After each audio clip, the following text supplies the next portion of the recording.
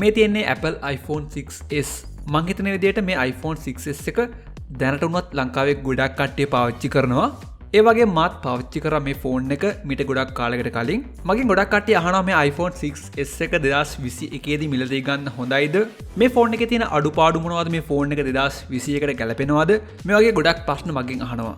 ඉතින් මේ හැමෝටම හරියන විදිහකට මේ iPhone 6s එක 2021 දී බයි කරන්න හොඳයිද කියලා අපි අද වීඩියෝ එකකින් බලමු. වීඩියෝ එක බලන කලින් පල්ලා subscribe කියලා බටන් එකක් තියෙනවා. ඒක අනිවාර්යයෙන්ම click කරන්න. ඊට එහා පැත්තේ තියෙන bell icon එකත් අනිවාර්යයෙන්ම click කරන්න. මේ වීඩියෝ එක ස්පොන්සර් කරන්නේ Tenorshare for me key කියන software එක. ඉතින් ඕගලන්ගේ iPhone එකෙත් iCloud lock එක වැටලා ඇති. ඕගලන්ගේ iCloud account එකේ password එක ඕගලන්ට අමතක කරලා ඇති. ඉතින් මේ වගේ මොන ප්‍රශ්න ආවත් ඕගලන්ට for me key කියන software එක පාවිච්චි කරලා ඕගලන්ගේ iPhone එකේ, iPad එකේ, iPod එකේ iCloud account එක bypass කරගන්න පුළුවන්. මේකට ඔයාලා මුලින්ම කරන්න තියෙන්නේ පල්ලා description එකේ link එකක් තියෙනවා. ඒ link එක click කරලා මේ Tenorshare website එකට යන එක. මෙතනින් ඕගලන්ට for me key කියන software එක free download කරගන්න පුළුවන්. මේ software එක පාවිච්චි කරලා ඕගලන්ගේ iPhone එකේ, iPad එකේ, iPod එකේ iCloud account එක bypass කරගන්නත් පුළුවන්. මේ for me key කියන software එක පාවිච්චි කරන එක ගොඩාක් ලේසි. ඕගලන්ට කරන්න තියෙන්නේ මේ software එක open කරලා ඕගලන්ගේ iCloud lock වෙච්ච phone එක ඕගලන්ගේ computer එකට plug කරලා මෙතන පේන remove iCloud activation lock කියන option එක click කරගන්න එක. ඉතින් මෙතනින් ඇත්තටම වෙන්නේ iCloud එක bypass වෙන එක. මේ software එකෙන් ඕගලන්ගේ iCloud එක remove කරන්න බෑ. ඕගලන්ගේ iCloud එක bypass කරලා ඕගලන්ට device එක use කරන්න පුළුවන් විදිහකට මේ software එකෙන් හදා ගන්න පුළුවන්. මේ for me key කියන software එක ඕගලන්ට nominally download කරගන්න පුළුවන්. පල්ලා තියෙන description එක click කරලා. ඉතින් මේ iPhone 6s එක රිලීස් වුණේ 2015 සැප්තැම්බර් මාසේ. සාමාන්‍යයෙන් දැනට අවුරුදු 5කට කලින් තමයි මේ ෆෝන් එක ලෝකෙට රිලීස් වුණේ. ඒ කියන්නේ මේ ෆෝන් එක තරමක් පරණ ෆෝන් එකක්. හැබැයි මේ පරණ ෆෝන් එක 2021 දී පාවිච්චි කරන්න පුළුවන්ද කියලා අපි බලමු. මුලින්ම මේ iPhone 6s එකේ ඩිසයින් එක සහ බිල්ඩ් ක්වොලිටි ගැන කතා කරොත් මේ ෆෝන් එක ඒගොල්ලන් හදලා තියෙන්නේ ඇලුමිනියම් වලින්. ඒ කියන්නේ මේ ෆෝන් එකට තියෙන්නේ මෙටල් බොඩි එකක්. මීට කලින් රිලීස් වුණු iPhone 6 device එකේ ඕගලන්ට මතකයි bend issue එකක් ආවා. ඉතින් මේ iPhone 6s build එකෙන් ඒගොල්ලන් අර bend issue එක සම්පූර්ණයෙන්ම fix කරා. මේ ෆෝන් එක තරමක් Apple ලගේ පරණ ඩිසයින් එකක් වුණාට ඕගලන්ට තාමත් මේ ෆෝන් එක use කරන්න පුළුවන්. මොකද මේ ෆෝන් එකේ ඩිසයින් එකට ගොඩක් අය කැමති දැන් වුණත්. මේකට හේතුව තමයි මේ ෆෝන් එකට පස්සේ ආපු iPhone 7 එක, iPhone 8 එක, iPhone SE second gen එක මේ හැම දෙයක්ම මේ ෆෝන් එකේ ඩිසයින් එකට සමානව තමයි ඒගොල්ලන් ඩිසයින් කරලා තියෙන්නේ. ඒ නිසා මේ ෆෝන් එකේ ඩිසයින් එක ඒ තරම්ම පරණ නැහැ. ඉතින් මේ metal body එක නිසා මේ ෆෝන් එකට ගොඩක් හොඳ durability එකක් තියෙනවා. ඒ වගේ මේ ෆෝන් එකට ගොඩක් හොඳ look එකක් එනවා මේ metal එක නිසා. ඒ වගේ මේ ෆෝන් එකට colors හතරක් තියෙනවා. ඒ කියන්නේ space gray, silver, gold සහ rose gold කියලා. ඉතින් මේ කලර්ස් හතරෙන්ම මේ ස්පේස් ග්‍රේ version එකට මම ගොඩක් කැමතියි. ඉතින් සමහර කට්ටිය මේ ෆෝන් එකේ සිල්වර් version එකට කැමතියි. තවත් සමහරක් මේකේ රෝස් ගෝල්ඩ් version එකට කැමතියි. ඉතින් මේ ෆෝන් එක ඔයගලන් පාවිච්චි කරලා තියෙනවා නම් ඔයා යූස් කරපු කලර් එක මොකක්ද කියලා අනිවාර්යයෙන්ම පල්ලා කමෙන්ට් එකක් දාන්න. දැන් අපි මේ ෆෝන් එකේ ඉස්සරහා පැත්ත බැලුවම ඔයගලන්ට බලා ගන්න පුළුවන් 4.7 inches IPS LCD display එකක් තියෙනවා. මේ display එකේ resolution එක 720p සහ මේ ෆෝන් එකට 326ක PPI density එකක් තියෙනවා. ඒ වගේ මේ ෆෝන් එකේ තියෙන display එක 3D touch support කරනවා. ඉතින් මේ ෆෝන් එකට තියෙන්නේ 720p resolution එකක් වුණාට මේ display එකේ තියෙන PPI density එක වැඩි නිසා ඔයගලන්ට ඒ තරම්ම ලොකු resolution එකේ අඩුවීමක් බලා ගන්න බෑ මේ ෆෝන් එකේ. ඔයගලන්ට සාමාන්‍යයෙන් 1080p resolution display එක experience එක මේ ෆෝන් එකෙන් ගන්න පුළුවන්. මේ ෆෝන් එකේ display එක 720p display එකක් වුණත්. ඇත්තට මේ ෆෝන් එකේ තියෙන display එක ගොඩක් හොඳයි. ගොඩක් හොඳ brightness එකක් තියෙනවා. මේ ෆෝන් එකට 3D touch support කරනවා මේ ෆෝන් එකේ display එක. තව මේ ෆෝන් එකේ display ගැන කතා කරනකොට මේ ෆෝන් එකේ display එක scratch වෙනවා ගොඩක් ලේසියෙන්. ඒ නිසා අනිවාර්යයෙන්ම ඔයගොල්ලෝ මේ ෆෝන් එකට tempered glass එකක් use කරන්න. මොකද මේ ෆෝන් එකේ තියෙන display එක ගොඩක් scratch වෙනවා වැඩි. අපි ඊළඟට මේ ෆෝන් එකේ තියෙන iOS version එක ගැන කතා කරොත් මේක රිලීස් වුණේ iOS 9 වලින්. දැනට තියෙන latestම iOS 14.4.2 කියන version එකත් මේ ෆෝන් එකට support කරනවා. ඒ කියන්නේ අවුරුදු 5ක software updates මේ ෆෝන් එකට ඇවිල්ලා තියෙනවා. මං හිතනවා iOS 14 වලට පස්සේ මේ ෆෝන් එකට software updates එන්නේ නැහැ කියලා. ඉතින් අපි බලමු iOS 15 ආවට පස්සේ මේ ෆෝන් එකට iOS 15 support කරයිද කියලා.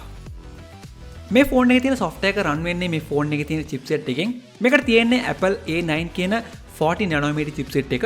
මේ A9 chipset එක ගොඩක් powerful chipset එකක් 2021 උනත් මේකට තියෙන්නේ dual core 1.84 CPU එකක්. ඒ වගේම GPU එක PowerVR GT7600 6 core GPU එකක් මේ ෆෝන් එකට බලා ගන්න පුළුවන්. ඉතින් මේ හැම දෙයක්ම ගොඩක් හොඳට ඒගොල්ලන් ඔප්ටිමයිස් කරලා තියෙනවා. ඔයගලන්ට ගොඩක් හොඳ performance එකක් ගන්න පුළුවන් ඔයගලන්ට මේ ෆෝන් එකකින් 2021 උනත්. ඒ වගේ මේ ෆෝන් එකට 2GB RAM එකක් තියෙනවා. මේ 2GB RAM එක මේගොල්ලන්ගේ iOS version එකට ගොඩක් ප්‍රමාණවත්. මොකද ඒගොල්ලන් ගොඩක් ඔප්ටිමයිස් කරලා තියෙනවා ඒගොල්ලන්ගේ OS එක මේ hardware එකේ වැඩ කරන්න. ඒ නිසා ඔයගලන්ට performance පැත්තේ මේ ෆෝන් එකේ කිසි අවුලක් ගන්න ඕනේ නැහැ. ඔයගලන්ට ගොඩක් හොඳ performance එකක් ගන්න පුළුවන් මේ ෆෝන් එකකින්. ඒ වගේ මේ ෆෝන් එක ඔයගලන් මිලදී ගන්නවා නම් මේක අනිවාර්යෙන් මතක තියාගන්න ඕනේ. මොකද ඔයගලන්ගේ ගොඩක් කට්ටිය මේ ෆෝන් එක මිලදී ගන්නේ 16GB version එක නැත්නම් 32GB version එක. මේකට හේතුව මේ ෆෝන් එකේ 64GB version එක සහ 128GB version එක ටිකක් ගණන් වැඩි. ඒ නිසා ඔයගලන් ගොඩක් කට්ටිය මිලදී ගන්නේ මේකේ 16GB version එක සහ 32GB version එක. ඉතින් ඒක කරන්න යන්න එපා. මොකද මේ ෆෝන් එකට SD card එකක් වෙනම දාන්න බෑ ඔයගලන්ට. සාමාන්‍යයෙන් මම රෙකමන්ඩ් කරන්නේ මේ ෆෝන් එක ඔයගලන් මිලදී ගන්නවා නම් 64GB version එකවත් මිලදී ගන්න. මේකේ 128GB version එක මිලදී ගත්තා නම් ගොඩක්ම හොඳයි. හැබැයි මේකේ 16GB version එක සහ 32GB version එක ඔයගලන් මිලදී ගන්න යන්න එපා. මොකද ඒ storage එක ඔයගලන්ට අනිවාර්යයෙන්ම මදි වෙනවා. මේකේ ඊළඟට මේ ෆෝන් එකේ කැමරා ගැන කතා කරොත් මේකට තියෙන්නේ 12 megapixel single camera එකක්. ඇත්තම කියන්න ඕනේ මේ ෆෝන් එකේ තියෙන single camera එක ගොඩක් හොඳයි. ඔයගලන්ට මේ ෆෝන් එකේ කැමරා එකෙන් ගොඩක් හොඳ photos capture කරගන්න පුළුවන්. ගොඩක් bright, ගොඩක් vivid HDR photos මේ ෆෝන් එකෙන් capture කරගන්න පුළුවන්. සාමාන්‍ය Android mid range ෆෝන් එක photos වලට වඩා ගොඩක් හොඳ photos මේ ෆෝන් එකෙන් capture කරගන්න පුළුවන්. ඒ වගේ මේ ෆෝන් එකට 4K 30fps videos record කරන්න පුළුවන්. ඒ වගේම 1080p 60fps videos record කරන්න පුළුවන්.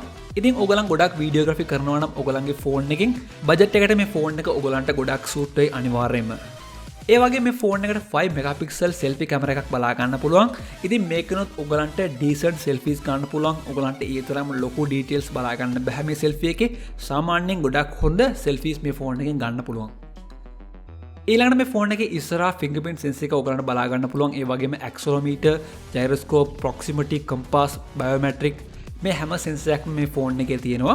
මේ ෆෝන් එකේ තියෙන එකම එක අඩුපාඩුව තමයි මේ ෆෝන් එකේ තියෙන battery life එක. මේ ෆෝන් එකට තියෙන්නේ 1715 mAh battery capacity එකක්. සාමාන්‍යයෙන් ඕගලන් Android ෆෝන් එකක් use කරලා මේ ෆෝන් එකට ආවා නම් මේ ෆෝන් එකේ battery life එක ඕගලන්ට ඒ තරම්ම බලා ගන්න බැරි වෙයි. හැබැයි සාමාන්‍යයෙන් පැය 4 මාරක screen on time එකක් මේ ෆෝන් එකෙන් ගන්න පුළුවන්. ඒ කියන්නේ ඔයගලන්ට මේ ෆෝන් එක දවසට දෙපාරක් වගේ charge කරගන්න ඕනේ ඔයගලන් මේ ෆෝන් එක use කරනවා නම්. ඉතින් ඒකත් අනිවාර්යෙන් මතක තියාගන්න මේ ෆෝන් එක ඔයගලන් මිලදී ගන්න කලින්. ඉතින් මේ Apple iPhone 6s ෆෝන් එක ඔයගලන්ට ලංකාවේ මිලදී ගන්නවා නම් මේ ෆෝන් එක brand new ෆෝන් එකක් ඔයගලන්ට අනිවාර්යෙන් මිලදී ගන්න හම්බ වෙන්නේ නැහැ දැනට. මොකද මේ ෆෝන් එක ගොඩක් පරණ ෆෝන් එකක් නිසා ඔයගලන්ට මේකේ used ෆෝන් එකක් තමයි ඔයගලන්ට මිලදී ගන්න පුළුවන් වෙන්නේ. ඉතින් used iPhone මිලදී ගන්න කලින් කොහොමද ඔයගලන් මේ ෆෝන් එක check කරන්නේ? ඒ ගැනත් මම වීඩියෝ දෙකක් මීට කලින් කරලා තියෙනවා. ඒක අනිවාර්යයෙන්ම බලන්න මේ used iPhone එකක් ඔයගලන් මිලදී ගන්න කලින්. ඉතින් මේ හැම දෙයකම link පල්ලා description එකේ ඔයගලන්ට බලා ගන්න පුළුවන්. අනිවාර්යයෙන්ම ඔයගලන්ට මේ වීඩියෝස් උත් ප්‍රයෝජනවත් වෙයි. ඉතින් මේ තමයි Apple iPhone 6s එක ගැන ඔයගලන්ට දැනගන්න ඕනේ හැම දෙයක්ම. මගේ අදහස නම් iPhone 6s එක 2021 දී මිලදී ගත්තට කිසි ප්‍රශ්නයක් නැහැ. ඔයගලන් ගොඩක් ලොකු මුදලක් දීලා මේ ෆෝන් එක මිලදී ගන්න එපා. සාමාන්‍යයෙන් ඔයගලන්ට රුපියල් 25000කට අඩුවෙන් මේ ෆෝන් එක මිලදී ගන්න පුළුවන් කියලා මම හිතනවා. ඉතින් ඒවත් අනිවාර්යයෙන්ම චෙක් කරලා බලලා මේ ෆෝන් එක ඔයාලා මිලදී ගත්තට ප්‍රශ්නයක් නෙවෙයි. ඉතින් මේ ෆෝන් එක ගැන ඔයගලන්ට වැඩිදුර යමක් දැනගන්න අවශ්‍යයි නම් ඒව පල්ලෙහා කමෙන්ට් කරන්න පුළුවන්. මේ වගේ වෙනත් ෆෝන් ගැනත් ඔයගලන්ට දැනගන්න අවශ්‍යයි නම් ඒවත් පල්ලෙහා කමෙන්ට් කරන්න. මේ වගේ වීඩියෝස් දිගටම බලන්න අනිවාර්යයෙන්ම subscribe කරන්න අපේ channel එක. මේ වීඩියෝ එක කැමති නම් like කරන්න, ඔයාගේ යාළුවන්ටත් බලන්න share කරන්න. ආයෙත් අපි මේ වගේ වීඩියෝ කි හම්බෙමු.